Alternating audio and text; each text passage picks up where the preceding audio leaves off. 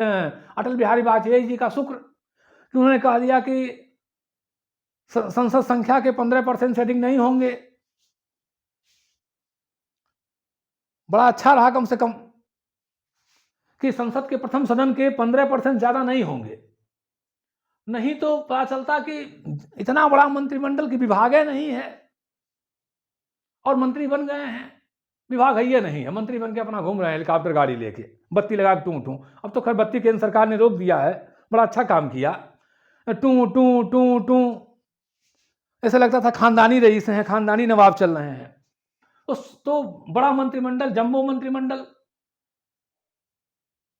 अब आप बताइए भैया कि इतना बड़ा मंत्रिमंडल होगा तो उनका वेतन, टीए, डीए, फिर वो भूतपूर्व होंगे उसका खर्चा, वो भूत बन के अलग सवार रहेंगे, वर्तमान को झेलिए ही भूत बन के अलग सवार रहेंगे। तो सबको ढोना, सबको लेके चलना, ये बड़ा एक संकट है इस व्यवस्था में। उनका खर्चा वर्चा, टीए डीए, कितना सुरक्षा वगैरह में, पद पे रहेंगे तो लूटेंगे खाएंगे अलग से, वेतन वतन दीजिए, चलिए ईमानदार मंत्री है तो भी उनको वेतन वगैरह दीजिए, सुविधा दीजिए, रिटायर हो गए तो सारा सुविधा दीजिए। आप जान ही रहे राजनीतिक व्यवस्था में कि भाई भारतवर्ष की मैं बात कर रहा हूँ कि कर्मचारी नौकरी जिंदगी भर करेगा, पेंशन नहीं पाएगा, एक दिन काम कर देंगे तो इनको पेंशन है, मौजा है पूरा। तो प्रशासन कार्य में ठीक से, अच्छा तो ये एक बड़ी समस्या है, प्रशासन कार्य में ठीक से ध्यान नहीं। संसदीय शासन में सारा ध्यान कार्यपालिका का संसद में कानून बनवाने में, जवाब देने में, उसमें पार्टिसिपेट करने में, भाग लेने में, प्रश्नों का जवाब देने में, अपने संसदीय क्षेत्रों में मिलने जुलने में सारा ध्यान चला जाता है। फिर चुनाव के बीच जाना है तो जनता का भी ध्यान देना है, संसद में जाना है, प्रश्न तमाम नियमों के बनाने में उनका सहयोग करना है। इतना ज़्यादा ये संसदीय शासन में व्यवस्थापिका के, कार्यपालिका के सदस्य व्यस्त हो जाते हैं व्यवस्थापिका के प्रति कि वो अपने कार्यपालिका कामों को ठीक से ध्यान दे ही नहीं पाते हैं।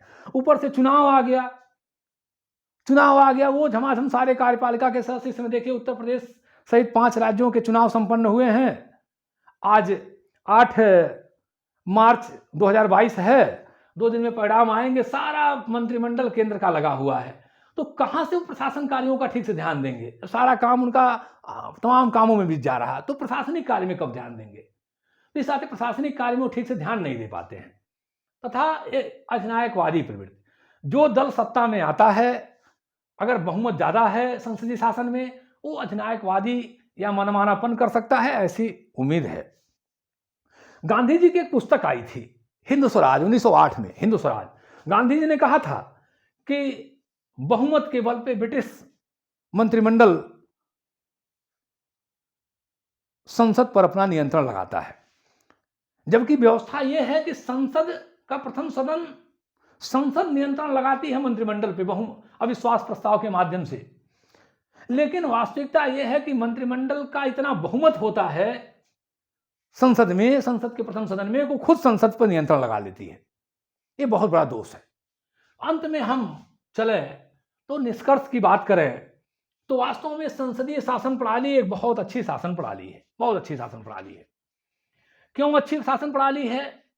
क्योंकि इस शासन में सबसे बड़ी बात है कि अधिक प्रजातांत्रिक है, जन भावनाओं का बहुत ध्यान देना पड़ता है कार्यपालिका को, सरकार को हर समय सचेत रहना पड़ता है, क्योंकि जनता के चुने हुए प्रतिनिधियों के प्रति जिम्मेदार रहना पड़ता है। इस नाते यह शासन प्रणाली बहुत अच्छी है।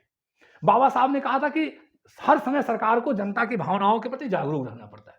दूसरी की कार्यपालिका और व्यवस्थापिका में परस्पर सहयोग होता है, तो विरोध नहीं, झगड़े नहीं, कोई भी योजना चीजें जल्दी पूरा होती हैं। ये दूसरी बहुत बड़ी विशेषता है। और तीसरी जो व्यवस्था है कि वो आपस में सहयोग करते हैं, कार्यपालिका व्यवस्थापिका के प्रति उत्तरदायी होती है। और यदि अच्छे राजनीतिक दलों की व्यवस्था हो जाए, जनप्रतिनिधि अगर अच्छे चुन के संसद में पहुंचे, तो बहुत ही अच्छी शासन व्यवस्था है, बहुत ही अच्छी शासन व्यवस्था है। इसी के साथ ये वीडियो समाप्त। जय हिंद।